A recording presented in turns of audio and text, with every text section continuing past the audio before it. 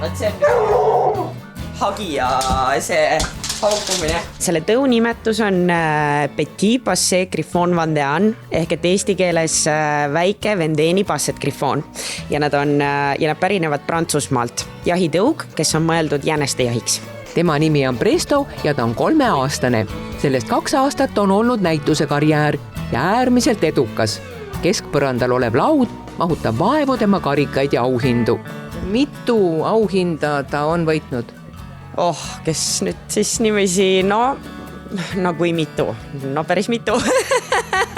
Aga ütleme, et suurematest võib-olla ma tooksin välja just selle juunior maailmavõitja tiitli, Euroopa võitja tiitli, kus ta oli siis ka tõu parim oma väga noores east, oli siis alles alla 2-aastane ja tal on väga palju Best in Show võite tänaseks päevaks ja tšempioni tiitleid.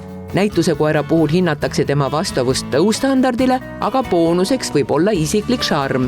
Ma arvan, et tegelikult Prestol on kindlasti mingi X-faktor, mis tõmbab pilku tema peale.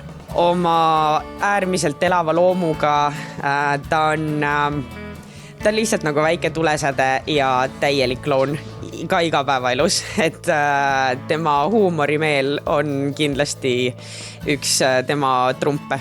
Aga Presto poolude, Horvaatiast pärit Black Majesty Samsei koduse nimega Megan valiti mullu augustis maailma ilusaimaks koeraks 15 000 koera seast. Ja tänavu märtsis maailma suurimal ja vanimal koertenäitusel Crofts Birminghamis valiti ta 24 000 koera seast auväärsele teisele kohale. Kuidas valida nii suure hulga koerte seast kaunein? Nad lähevad läbi mitme sellise nagu astme, et kõigepealt ta peab võitma tõu, siis ta peab võitma rühma, ehk siis kus on kõik seda tüüpi koerad koos, näiteks nagu siis Petit kuulub 6. rühma, kus on hagijad. Ja siis järgi jääb 10 koera kõikidest nendest mitmetest tuhandetest ja siis nendest 10 valitakse parim ja hetkel Megan on siis nii-öelda valitsev maailmavõitja, kuniks siis juunis Itaalias on järgmine maailmavõitja näitus, kus siis ilmselt juba võidab mõni järgmine väga-väga ilus koer.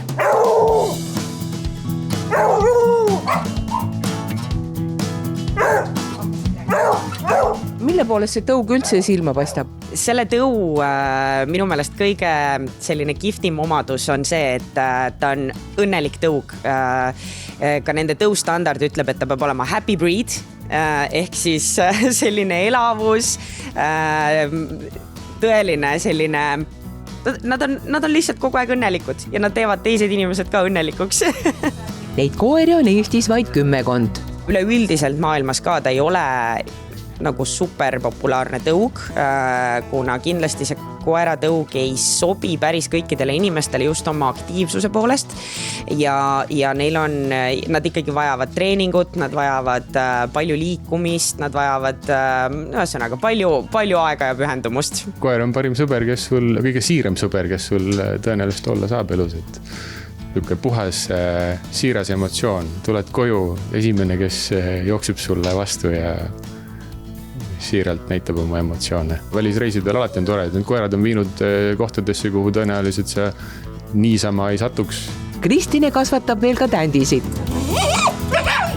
Ja kõikide koertega on palju üle maailmavõistlustel käidud.